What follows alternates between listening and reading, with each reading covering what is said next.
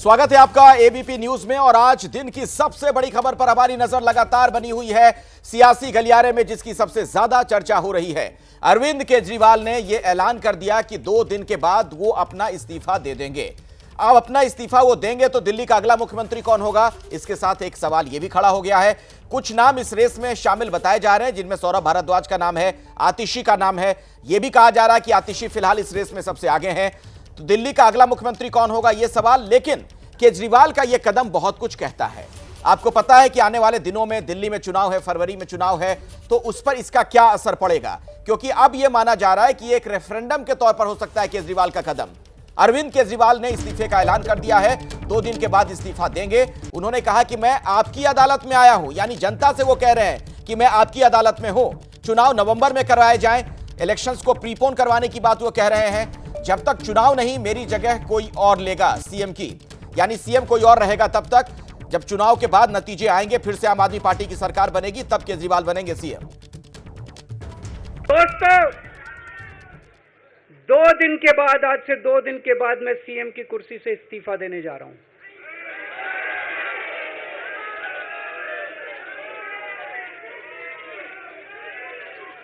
और मैं तब तक सीएम की कुर्सी पे नहीं बैठूंगा जब तक जनता अपना फैसला ना सुना दे।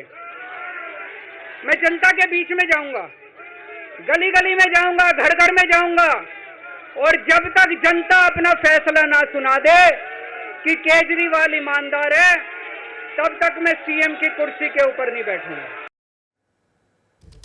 लेकिन एक बात यहां दिमाग में आपसे समझना चाहता हूं कि जो बार बार ये केजरीवाल कह रहे हैं कि जब तक जनता ना फैसला सुना दे कि मैं ईमानदार हूं, तब तक सीएम की कुर्सी पर नहीं बैठूंगा। ये मामला तो अदालत में है, तो इसमें जनता क्या फैसला सुना देगी? जी हम देखिए, ये आप ऐसे बैठ के यहाँ स्टूडियो में सोच रहे हैं, लेकिन जब ये प्रचार में जाएंगे तो ये बात नहीं होगी।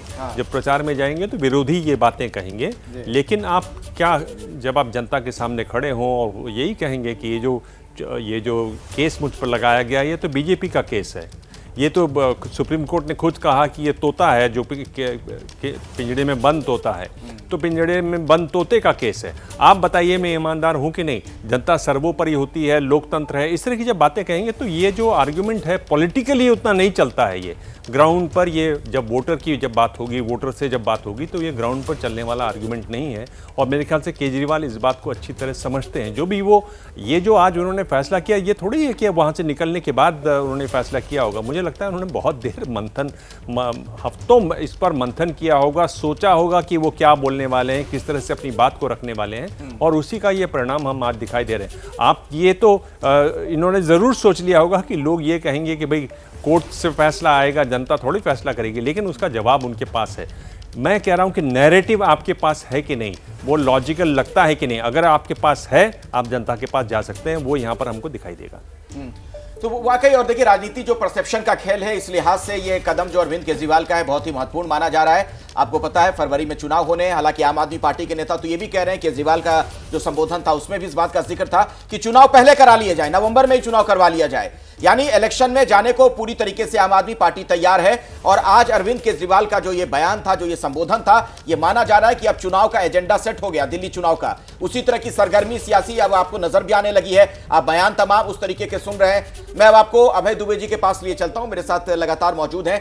अभय जी, अरविंद केजरीवाल का आज का ये कदम, इस्तीफे वाला ऐलान, क्या हम कह सकते हैं कि देर आए दुरुस्त आए? इस्तीफे की मांग बहुत पहले से हो रही थी। इस्तीफे की जो मांग हो रही थी वो भारतीय जनता पार्टी और उनके समर्थक कर रहे थे। कोई भी आदमी जब इस्तीफा देता है तो वो अपने निर्णय के हिसाब से इस्तीफा देना चाहता है। वो चाहता है कि वो पोजीशन ऑफ स्ट्रेंथ से, मजबूती के कदम से इस्तीफा दे। वो तो अगर उस वक्त इस्तीफा दे देते तो भारतीय जनता पार्टी की पूरी योजना कामयाब हो जाती। इसलिए जरूरी ये था कि उस वक्त वो इस्तीफा देने से इनकार करते, और अब उनके हाथ में था कि वो इस्तीफा देगा नहीं। वो चाहते तो मुख्यमंत्री अभी भी बने रह सकते थे।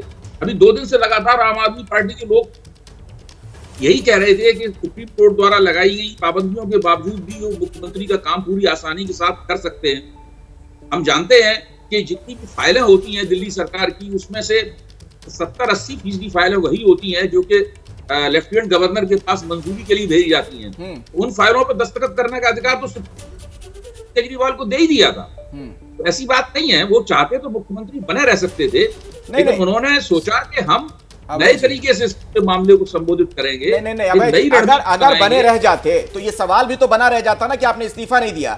आप वही केजरीवाल है ना जो सबसे इस्तीफे मांगते थे आरोप लगाकर, तो ये सवाल बना रह जाता। तो एक तरीके से उसका जवाब भी इन्होंने दे दिया एकदम बिल्कुल सही समय पर। हाँ अखिलेश, पूरे मामले में फर्क है। अरविंद केजरीवाल जो सबसे इस्तीफा मांगते थे, 10-11 साल पहले इस्तीफा मांगते थे, जैसे अभी आप ही ने कहा था कि बहुत सारा जमुना चंबल में पानी बह गया है और परिस्थितियां बदल गई हैं, लोगों की इमेज बदल गई है, लोगों के एजेंडे बदल गए हैं, देश की राजनीति भी पूरी तरीके से बदल गई है। 10 साल पहले कोई पीएमएलए कानून की दफा इस तरह राजनेताओं के खिलाफ इस्तेमाल नहीं होती थी। 10 साल पहले कोई प्रधानमंत्री राष्ट्रीय मंच पर खड़े हुए नहीं कहता था कि सारा विपक्ष भ्रष्ट है और सत्ता में आते ही मैं इनके ऊपर ज्यादा से ज्यादा कड़ी कार्रवाई करूंगा, ऐसा भी नहीं होता था। तो ये बिल्कुल अलग तरह की परिस्थिति है और अलग तरह की परिस्थिति से अलग तरीके से निपटा जाएगा, उसके लिए नए किस्म की रणनीति होगी। अच्छा रामकृपाल जी, ये बताइए, बीजेपी वाले जो कह रहे हैं कि मजबूरी का इस्तीफा है, इससे आप इत्तेफाक रखते हैं क्या? देखिए, पार्टियां क्या कह रही है अलग अलग, इसकी बात तो मैं नहीं करता, लेकिन जो आप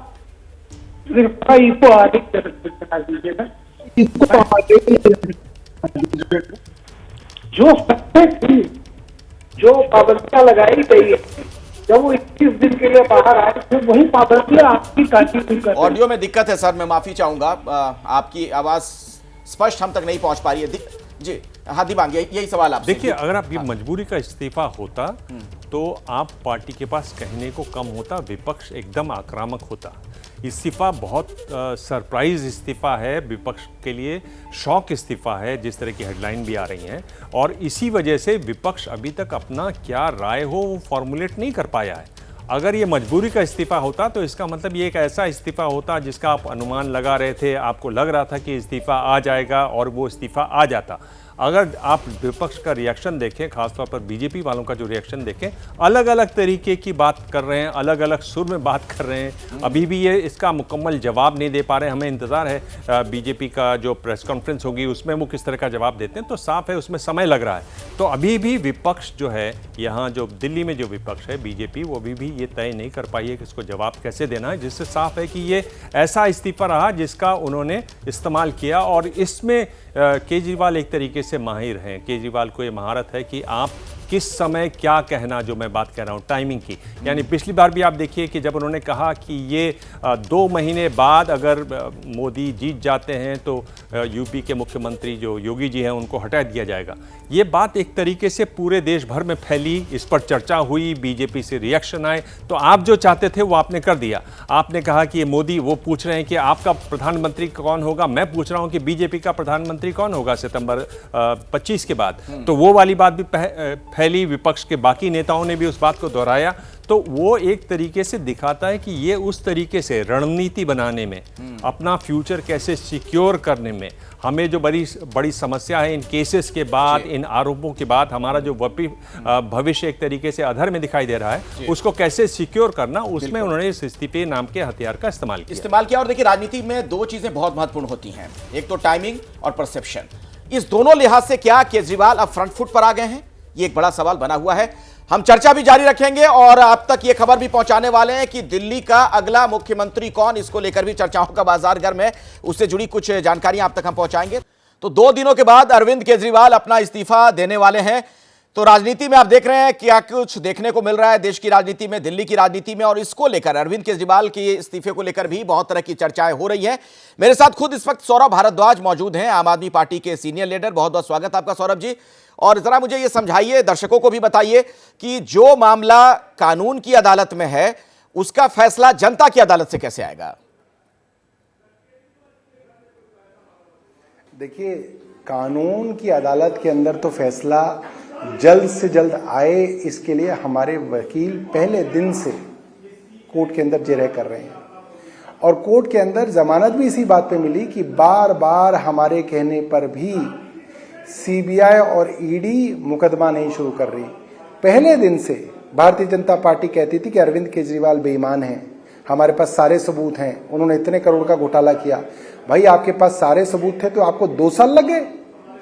2 साल बाद भी भारतीय जनता पार्टी की केंद्र सरकार की एजेंसियों के अंदर हिम्मत नहीं आ रही है कि ट्रायल को शुरू किया जा सके। और यही बात कोर्ट ने कही कि 2 साल से आप मुकदमा नहीं शुरू कर पा रहे, कि आप किसी को पूरी जिंदगी रखेंगे? तो चाहे कोर्ट का फैसला हो, चाहे जनता का फैसला हो, हम चाहते हैं वो जल्द से जल्द किया जाए। मगर आज जिस पेस पे केंद्र सरकार की एजेंसियां काम कर रही हैं, 10 साल 15 साल तक भी इस मामले का फैसला नहीं होगा। और जब भी फैसला होगा, अरविंद केजरीवाल इसके अंदर बाइज्जत बरी किए जाएंगे। उसी तरीके से अरविंद केजरीवाल जी ने कहा, मैं आज कोर्ट से बेल लेके तो आ गया, सुप्रीम कोर्ट ने मुझे जमानत दे दी। सीबीआई के ऊपर भी सख्त टिप्पणियां की गई कि आप आज भी पिंजरे में कैद एक तोते की तरह हैं। दुर्भावना से आपने अरविंद केजरीवाल को गिरफ्तार किया, सिर्फ क्योंकि अरविंद केजरीवाल बाहर ना आ जाए इसलिए आपने 22 महीने बाद उनको दोबारा से गिरफ्तार करने की कोशिश की। मगर अरविंद केजरीवाल जी का मानना है कि मैं बाहर तो आ गया, मगर जनता की अदालत में मैं अग्नि परीक्षा दूंगा और जनता के सामने कहूंगा कि अगर आप मानते हैं कि अरविंद केजरीवाल ईमानदार हैं तो अरविंद केजरीवाल जी को वोट दीजिए, मैं उस कुर्सी पर बैठूंगा। और अगर जनता मना करेगी, जनता नकार देगी, तो अरविंद केजरीवाल एक दिन भी उस कुर्सी पर नहीं बैठना चाहते, इसलिए आते ही इस्तीफे की पेशकश उन्होंने की है। और वो ये कह रहे हैं कि 2 साल तक मेरे खिलाफ षड्यंत्र किया गया। 2 साल तक भारतीय जनता पार्टी रोज कहती रही अरविंद केजरीवाल बेईमान है, इन्होंने 1000 करोड़ रुपए खा गए, इन्होंने 100 करोड़ रुपए खा गए, इन्होंने 44 करोड़ रुपए खा लिए, ये सबूत है, वो सबूत है। और अरविंद केजरीवाल को बदनाम करने की कोशिश की गई। मगर आज वे जनता के सामने ये दिखाने जा रहे हैं कि जनता आज भी अरविंद केजरीवाल के साथ खड़ी है। नहीं, सौरभ जी, जनता का प्यार अरविंद केजरीवाल के साथ है। आप कह रहे हैं कि अरविंद केजरीवाल जी अब अग्नि परीक्षा देने जा रहे हैं, लेकिन बीजेपी के कुछ नेताओं का कहना है कि ये मजबूरी का इस्तीफा है। और देखो, शीला दीक्षित को भ्रष्टाचार के मामले में जाना पड़ा था, अब दूसरे मुख्यमंत्री ये हैं जिन्हें जाना पड़ रहा है। देखिए, ऐसा है, भारतीय जनता पार्टी के प्रवक्ता हमें सर्टिफिकेट दें और कहें कि देखो अरविंद केजरीवाल बहुत महान है, उन्होंने अच्छा काम किया, ऐसा तो होने वाला नहीं है।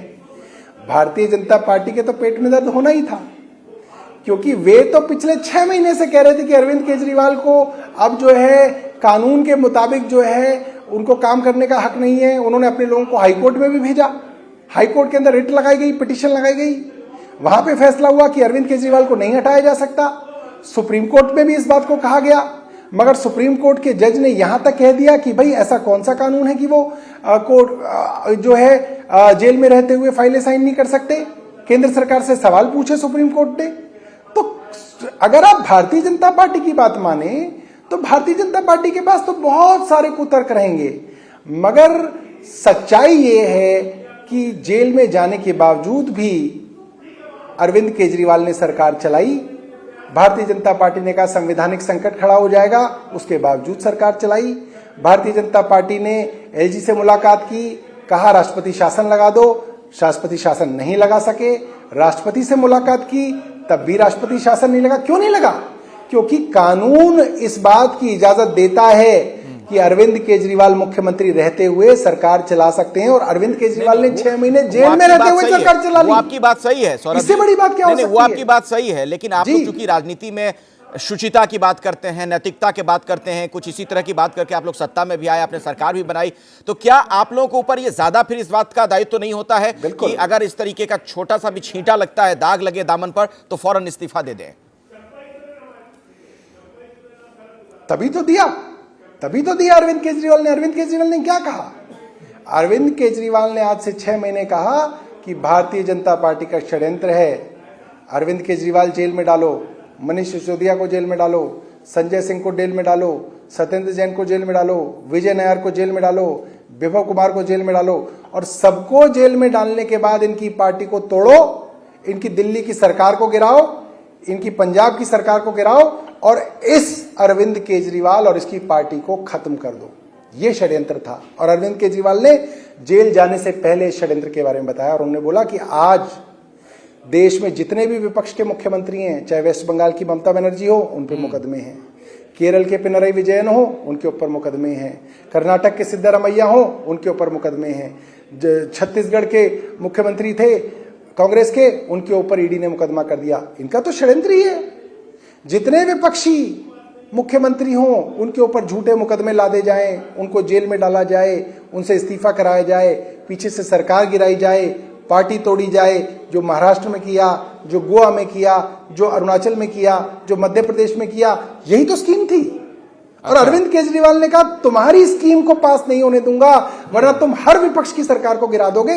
मगर आज अरविंद केजरीवाल बेल पे बाहर आए हैं और आज वो पार्टी के ऊपर हैं, तो उन्होंने कहा अब कोई खतरा नहीं है, अब मैं यहां पे हूं, अब मैं कहूंगा कि मैं कुर्सी पर नहीं बैठूंगा, अब मैं कुर्सी पर नहीं बैठूंगा, अब मैं जनता के सामने जाऊंगा।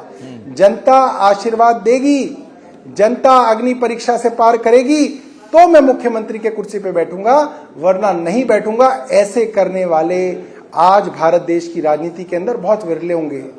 कोई बेईमान मुख्यमंत्री होता तो कहता अरे 6 महीने का टाइम है, 6 महीने में तो 600 करोड़ रुपए लूटे जा सकते हैं, बेईमानी की जा सकती है, पैसा कमाया जा सकता है, कितने टेंडर करूंगा, खूब पैसा अर्जित करूंगा। मगर नहीं, अरविंद केजरीवाल ने रिस्क लिया है। अच्छा, मतलब आपको यह लग रहा है अरविंद केजरीवाल ने कहा कि भारतीय जनता पार्टी 2 साल से शोर मचा रही है। सौरभ जी, आप ये कह रहे हैं कि ये बिल्कुल सही बाहर समय था इस्तीफा देने का, तब उन्होंने बाहर निकलते ही परफेक्ट टाइम। ठीक है। अच्छा, अब एक खबर ये आ रही है, बहुत ज्यादा चर्चा है दिल्ली में सियासी गलियारों में कि दिल्ली के अगले मुख्यमंत्री आप हो सकते हैं, तो क्या मैं आपको अग्रिम बधाई दे सकता हूं?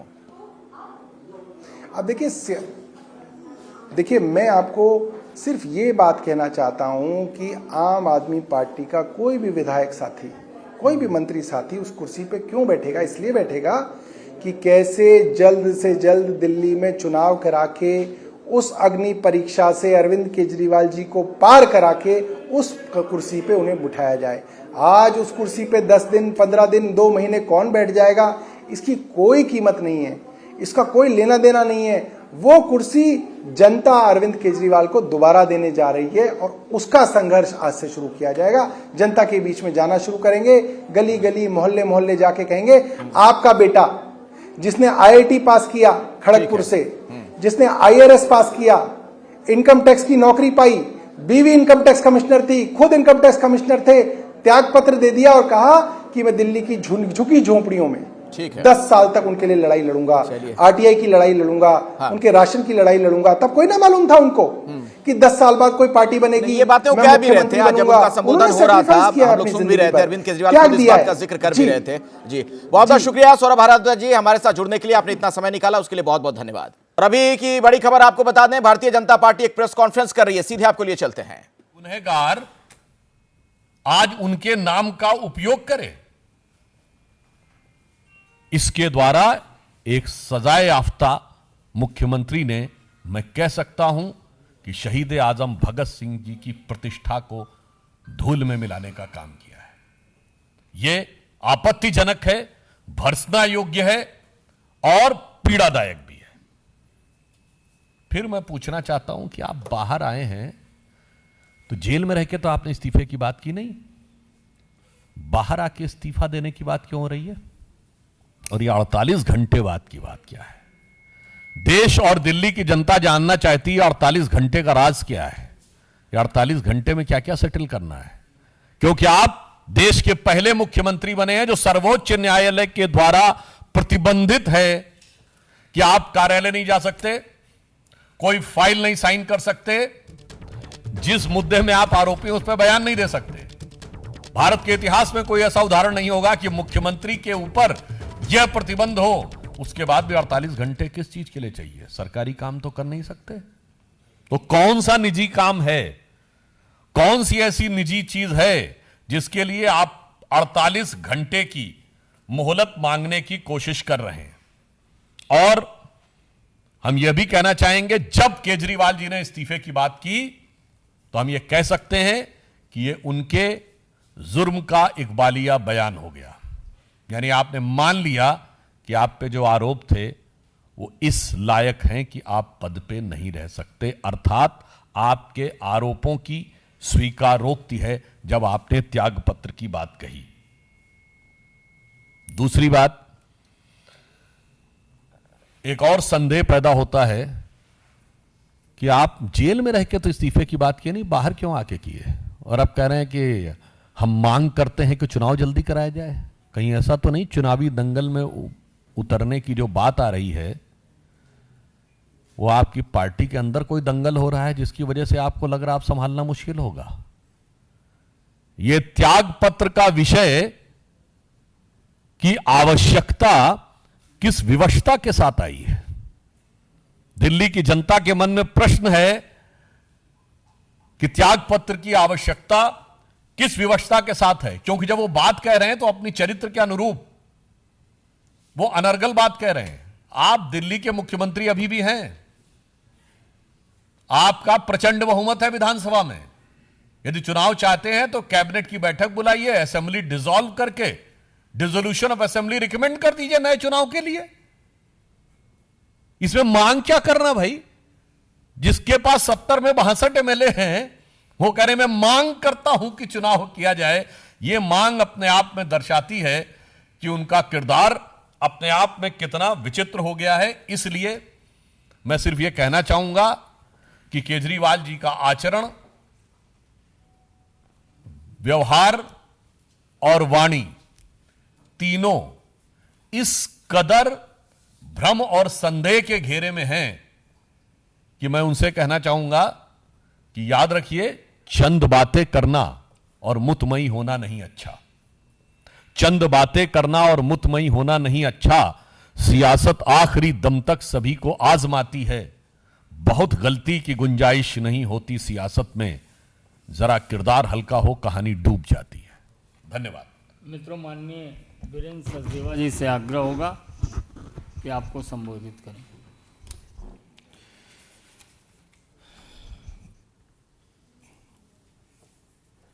आदरणीय सुधांशु जी,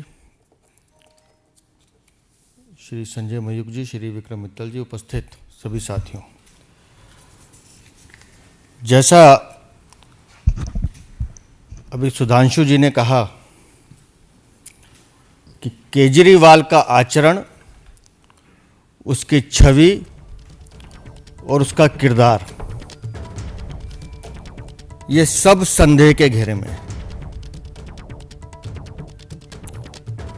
वो कह रहे हैं कि मैं दिल्ली की जनता के बीच जाऊंगा और दिल्ली की जनता फैसला करे। तो श्रीमान अरविंद केजरीवाल, दिल्ली की जनता ने 3 महीने पहले अपना फैसला आपको सुना दिया है। आप खुद दिल्ली की सड़कों पर घूमे थे और आपने कहा था कि जेल के बदले वोट दीजिए, और दिल्ली की जनता ने आपको माकूल जवाब दिया और आपको आपके ठिकाने पे पहुंचा दिया था। सिफर करके भेजा था आपको। तो दिल्ली की जनता तो अपना फैसला सुना चुकी। तो जनता 48 घंटे का राज जानना चाहती है कि आखिर ये क्यों फैसला अरविंद केजरीवाल ने लिया कि 48 घंटे के बाद इस्तीफा देंगे। ऐसा कौन सा निजी काम उन्हें करना है जिसके लिए उन्हें समय चाहिए? उनकी क्या विवशता थी कि अब जाकर उन्होंने इस्तीफा दिया है? ये तमाम सवाल पूछे गए भारतीय जनता पार्टी की तरफ से।